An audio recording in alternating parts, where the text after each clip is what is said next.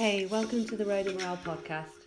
So do you ever feel like screaming out in the office, on Zoom or outside the school gates? For the love of God, come on, really? And if this is you and you're looking for an honest, fun and frank podcast on life and business, then sit back and listen to me, Rona Morale.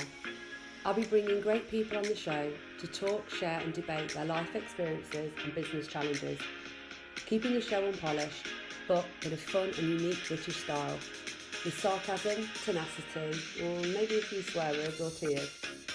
This podcast keeps it real, honest, raw, and removes the bullshit in the only way I know how, through authenticity and getting shit done. Think of it less like the Housewives of New York or Towie with the lipo and drama, and more like the house lives of the real world. I hope you'll take something away to be better informed, laugh, smile, or maybe even finally getting the confidence to shout, come on really. So enjoy.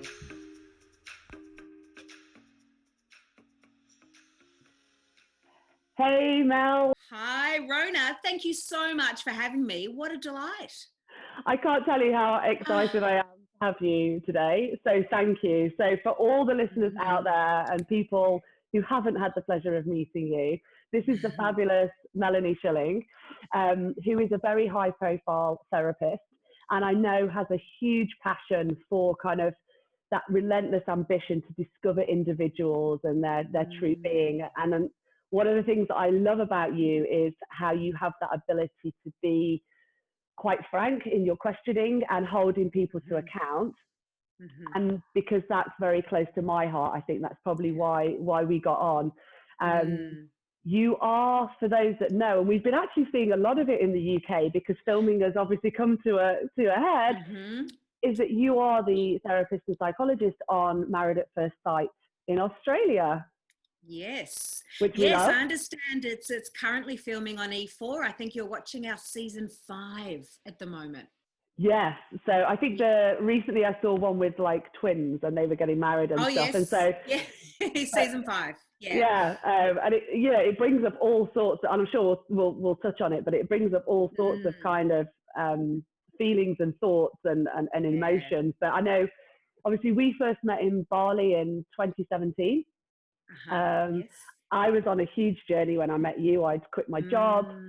I was going out on my own for my own business. So there was an awful lot of mind talk, which is what we're gonna come on to. So today's session really is about using your amazing expertise to talk about how the mind impacts us and probably focusing on that devil and angel that we often have. But I probably haven't done you justice in the intro, so please tell me more about what it is you do and why you do it. Sure. Well, thank you for that intro. And what a gorgeous time that you guys are watching season 5. We've just gone into filming season 8 of Married at First Sight Australia now. So you have so many couples ahead of you. You have so much drama and so much depth of, relationships and stuff coming your way. So wow, what a journey you've got ahead of you. So there's just a little tease. Yes, I do love that raw, direct communication. In fact, I'm so raw right now that it's Friday night and I'm wearing no makeup. And here I am. I'm just as gorgeous. Having a wine with you. So let's have a really honest, open conversation. So look, probably just, some key points on me. Yes, I've been a psychologist for 20 years, a corporate consultant for 10. I've been doing speaking professionally for 15 years and more recently have really drawn out the themes of the work that I do to really distill down to what is my key message, and it's all about courage and confidence. And so now I'm writing a book about this, which is it's called Hear Me Roar, and it's about essentially how to let go of fear, to step outside or to expand your comfort zone so that you can start taking those calculated, sometimes not so calculated risks and step into what is going to build your self-esteem and self-efficacy and make you feel more confident. So I'm writing a book about that, and I even have my own TV series in development at the moment on that as well. So this is really where my focus is. Yeah, and I've also got an online program coming soon too called The C Word. which of course is all about confidence, not the other C word. That's brilliant. I must point out to the Yeah. listeners, actually, or to anyone watching, it is Melanie is in Australia, hence Yes, why I you're am. drinking wine and I'm drinking a Yes. cup of tea. Yes, I'm not a wino, as we say in Australia. Not a wino. What do you call a wino in the UK? It's the same here. It's a Same. wino. Okay, I'm not a wino. I'm just a Yeah. girl on a Friday night. Exactly. And I should say that Mel is actually currently sat in a hotel in self-isolating, ready for filming of the next Yes. season. So Yeah.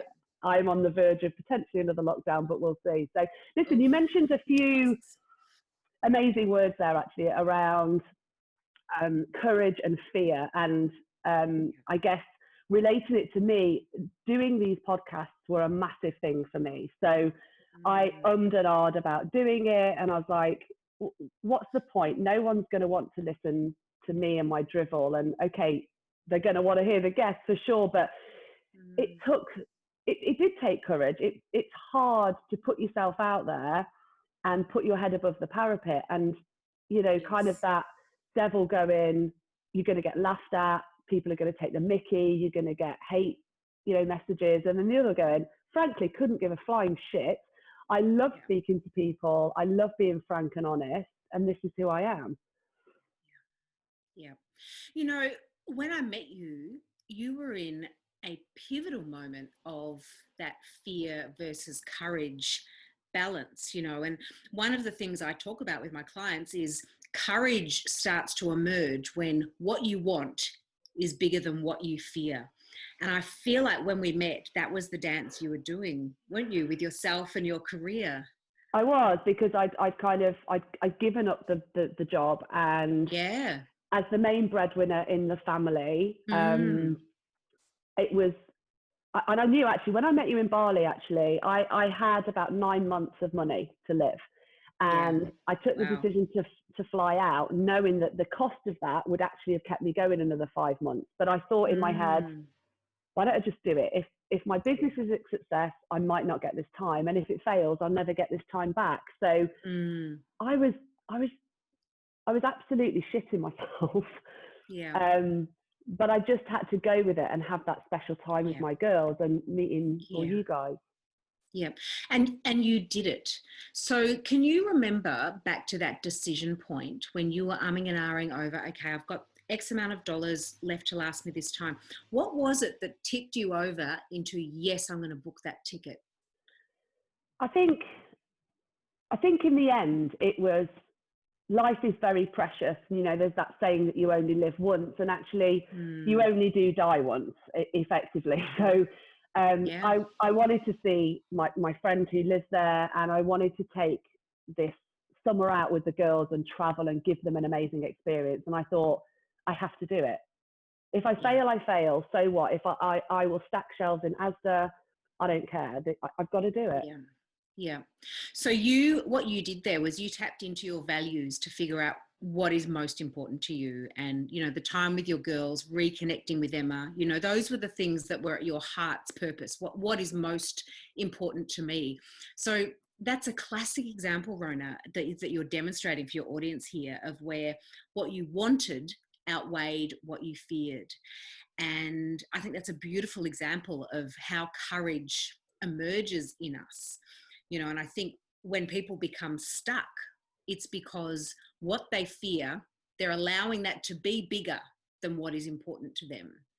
And it can really, if you can think it through in a logical way, which of course is so hard, when you are stressed and, COVID and, when everything's going on, it's hard to be in that logical left brain space. But if you can really draw on that rational way of thinking and weigh it up, quite logically, well, it can get you to this decision point where you can go, well, this is actually more important to me than the fear that I'm feeling. So yes, I'm shitting myself, but I'm going to jump in feet first. And you did that.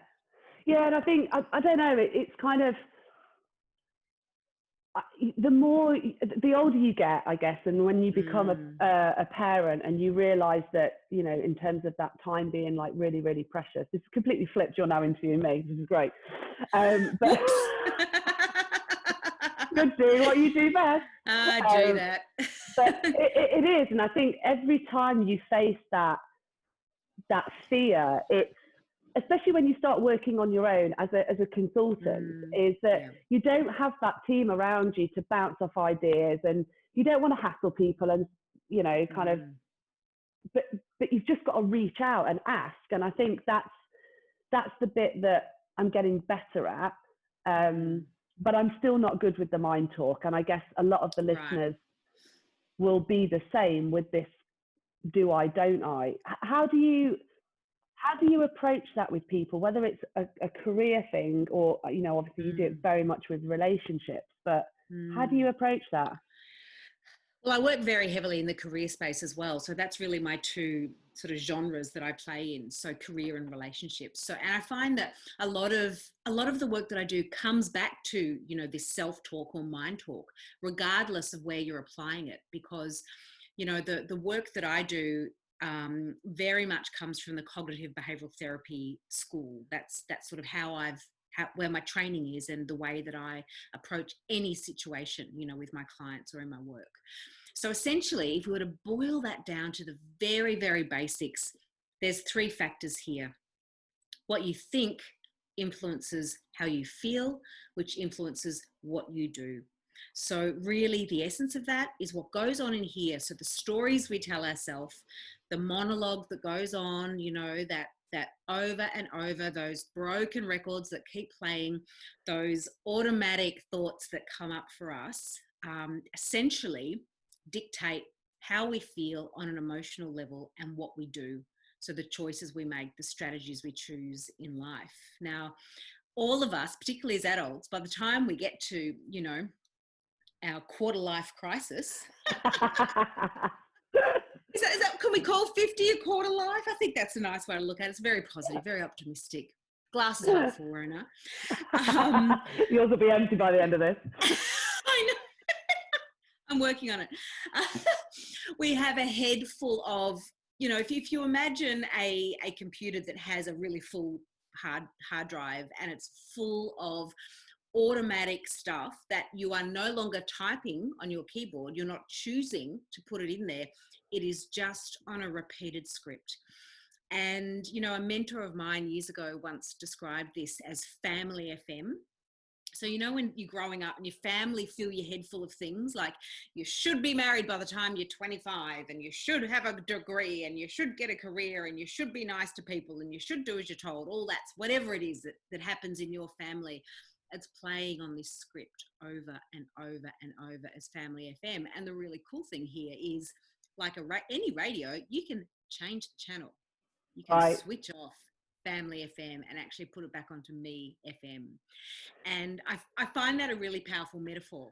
It is actually, and but it's interesting because they do sort of say, there's the kind of nature nurture thing, and I think back to how my values and purpose will come from what I've heard from my parents. And as a mother, oh my God, every time I say something to my girls, it's like, right, what are they going to take from that? What will they remember? Is it a positive? Is it negative? Am I being honest or too honest? And that's the other thing. When you get to our age with kids, you're then second guessing. So how do you, because you talk about the mind to the feeling to the action, how do you then start to enable to stop it at the core here?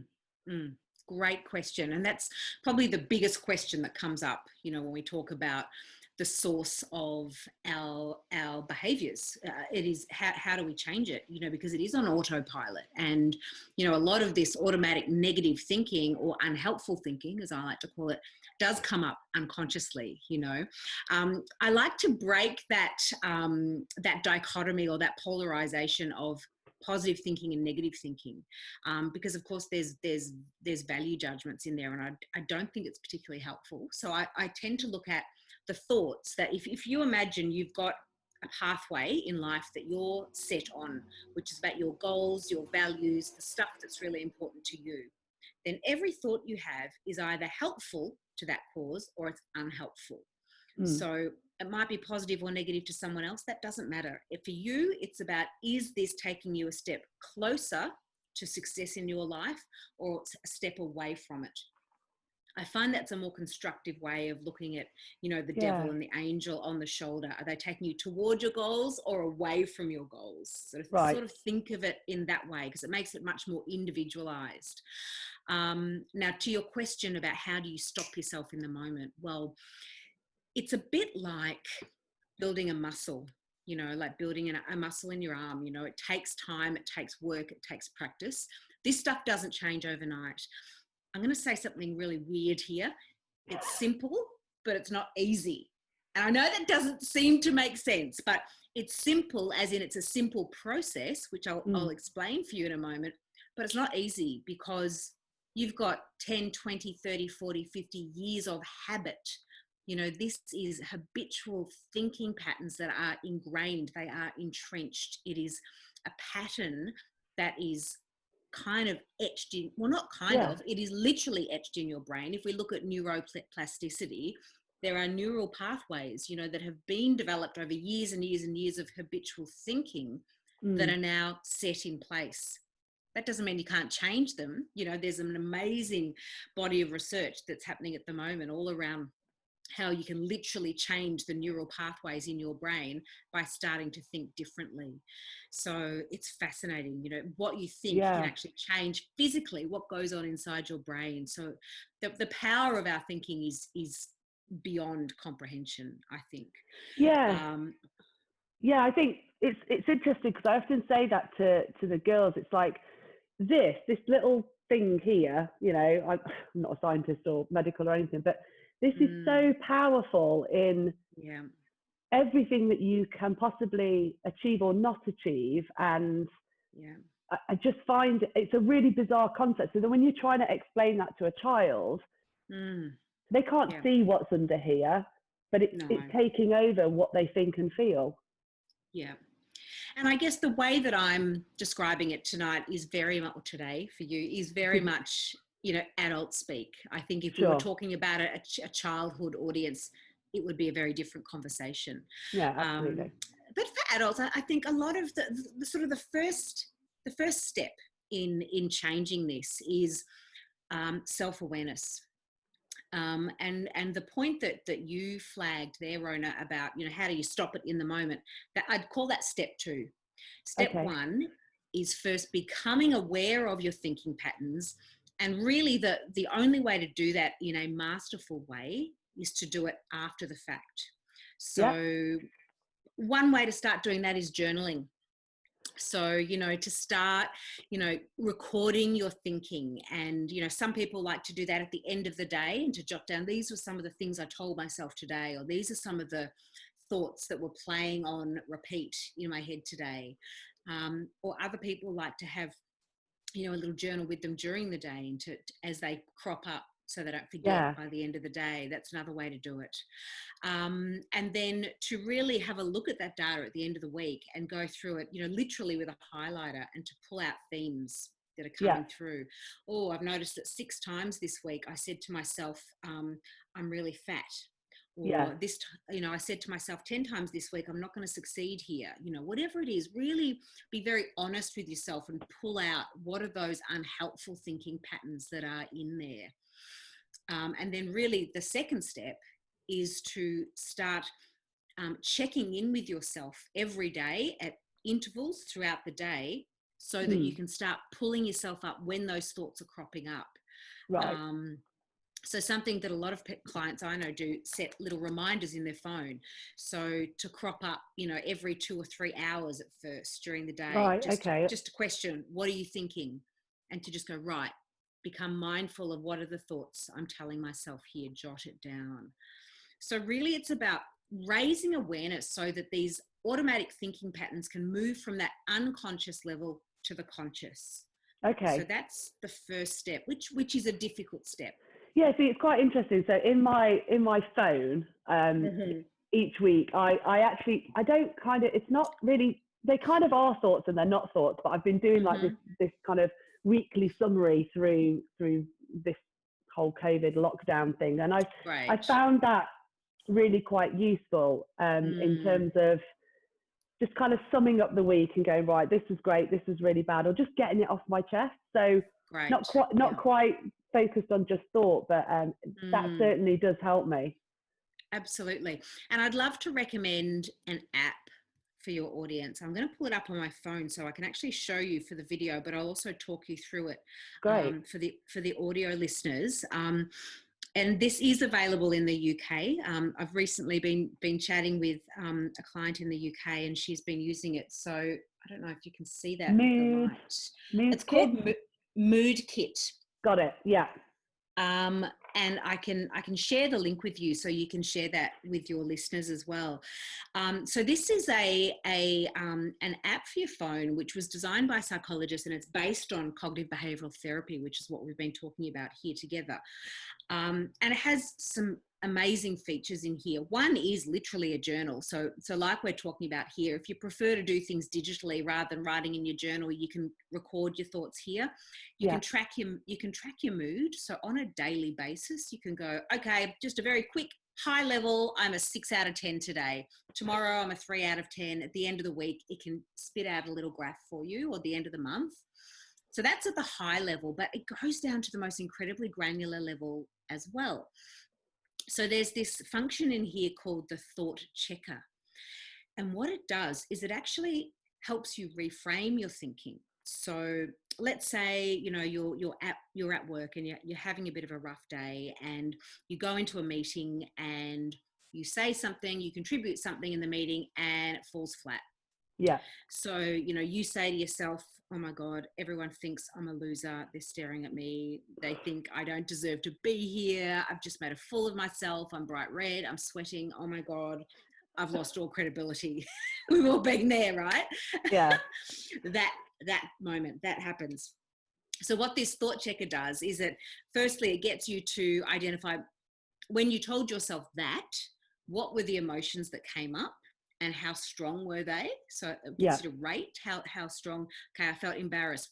Out of 10, how embarrassed were you? So it goes through all of those. Right. But then probably even more helpful is that it lists a whole bunch of the very common thinking traps, and it gets you to identify. So you're doing self-analysis here.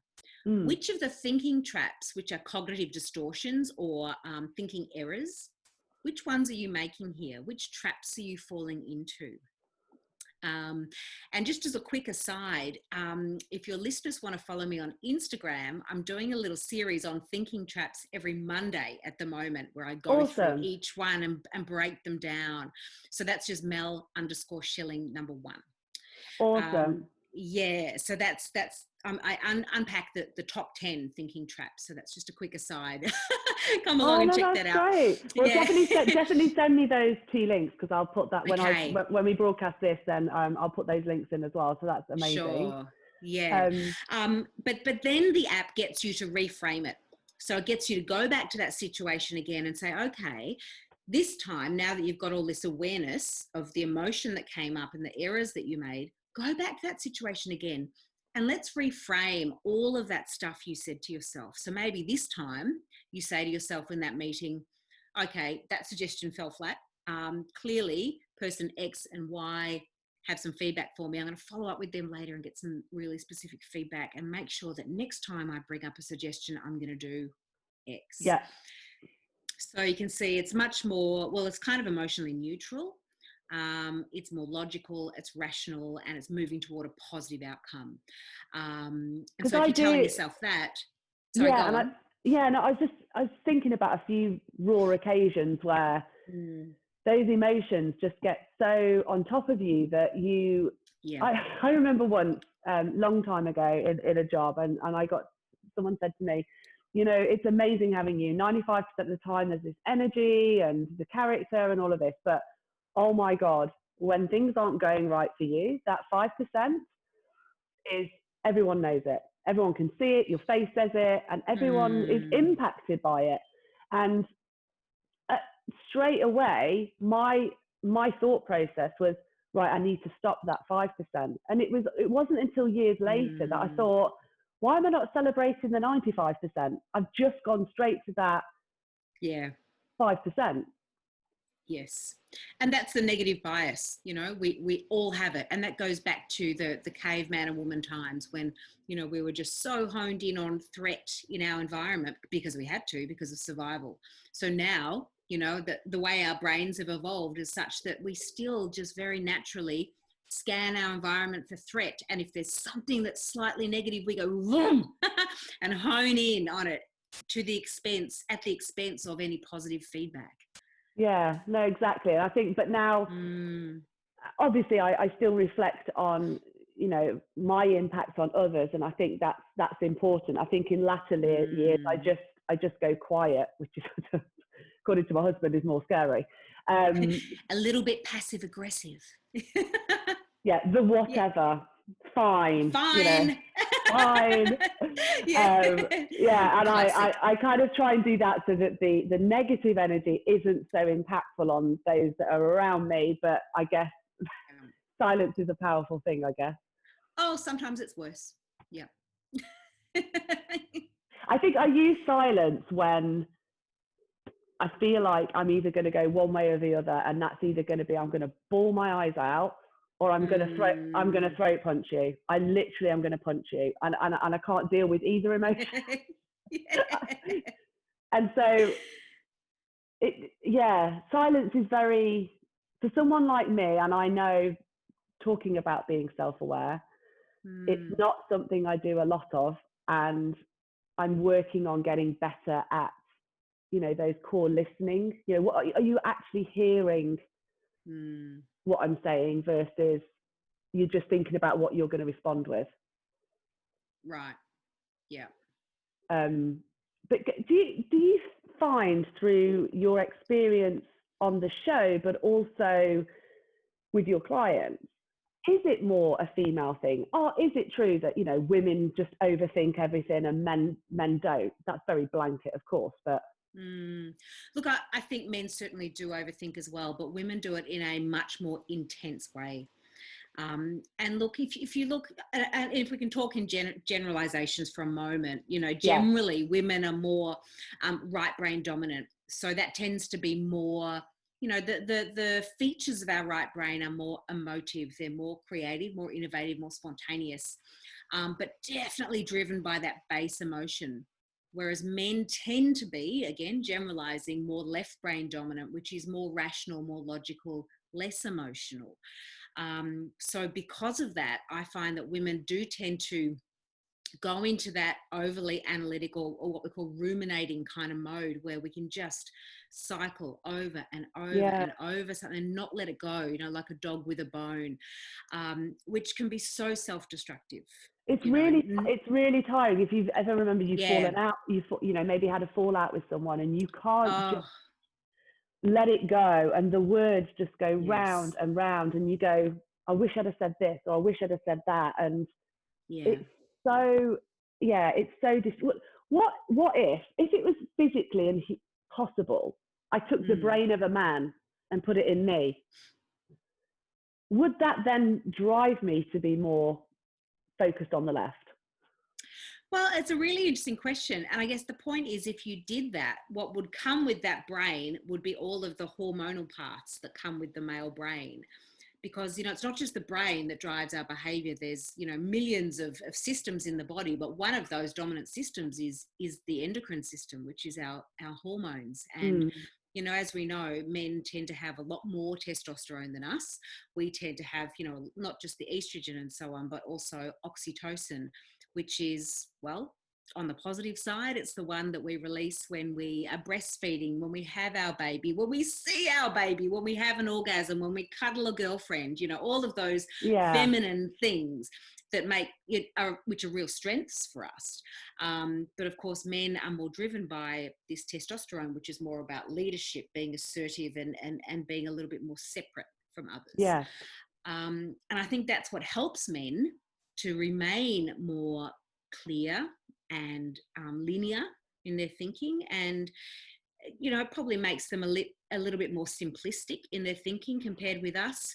I may be showing a small amount of bias there. Small amount. But as women, we are more complex. And, you know, if a male thinking track tends to go like this, the female goes a lot like this. And, you know, Yeah, as a result, it's pretty exhausting. it is. And I think when you then throw in sort of all those thoughts and life, and I've got to sort this out, and we do the holidays, and there's money and all of that. Yeah. I mean, I spoke quite openly recently, actually, about kind of that issue with the hormones. And I was getting to that point where I was getting so angry and then so emotional.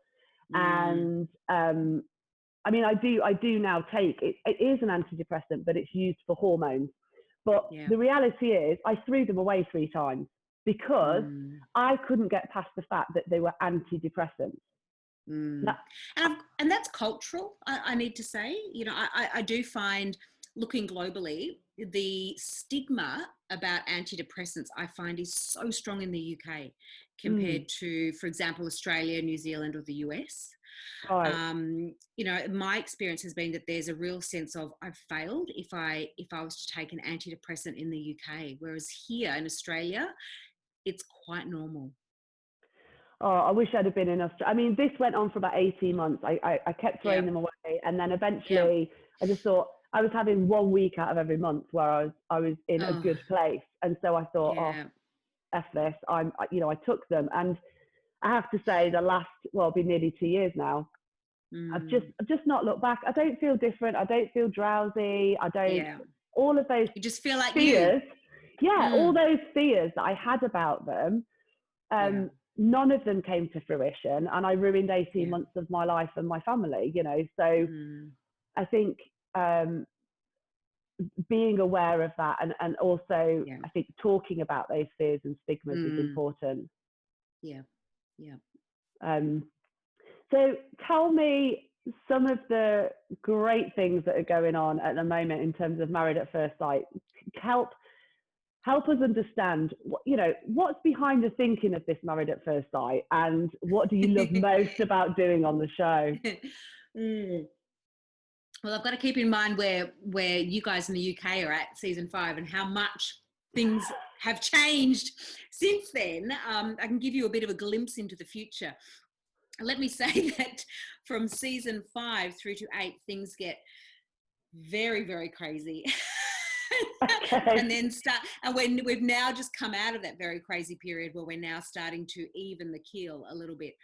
But what I find so fascinating about this show, and why I keep coming back, despite all of the stigma and the stress that comes with it, is that it really is like a little fishbowl, and that privilege of being able to watch people within this fishbowl and be in relationships on steroids. You know, the type of experiences that these couples go through, a normal couple in the real world might take 12 months to go through, and we kind of speed it all up, supercharge, if you like, that relationship so that it goes through, you know, sort of 8 to 10 weeks. So it's an absolute roller coaster. Have you had many couples who've, even if you just take it up to, I guess, season 5, but have you had many couples who've made it and are still together and happy? So I'm trying to remember who was in season 5. Were Cam and Jules in season 5? Redheaded Jules and little Cam. I'm not sure if they were 4 or 5. Your audience will know. Anyway, they are about to have their baby. They've been married in real life since the show. Yeah. And I spoke with her last week and she was 39 weeks. So she's due right now to have her baby. So that is our first maths baby, Australia, who's gone from, you know, we've had certainly participants who've gone on to marry other people and have babies, but this is our first couple that we matched that have now moved on and they're having their first baby. So that's amazing. And how does that help influence your work, your passion around courage and fear?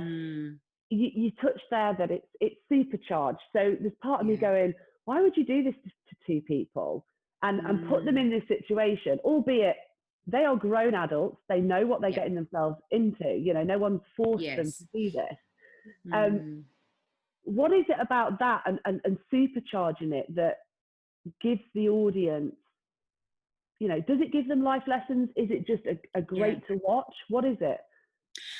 I'm going to say it's both. So from the life lesson perspective, I get so much feedback from viewers who say, oh, I saw in that couple something that my partner and I do, and listening to them talk about it made me realize this about my relationship, and I've changed this, and now think, you know, so that there's that real, it's a bit like holding up a mirror to your own relationship or to yourself, you know, even as individuals. I've had people say, oh gosh, I'm so much like X person, and gosh, I saw her, you know, behaving like that, and I was so embarrassed because I realized that I do that too, you know. So now I'm changing that.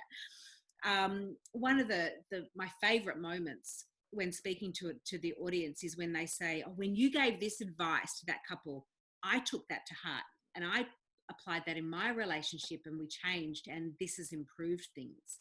You know, that's the beauty of it for me.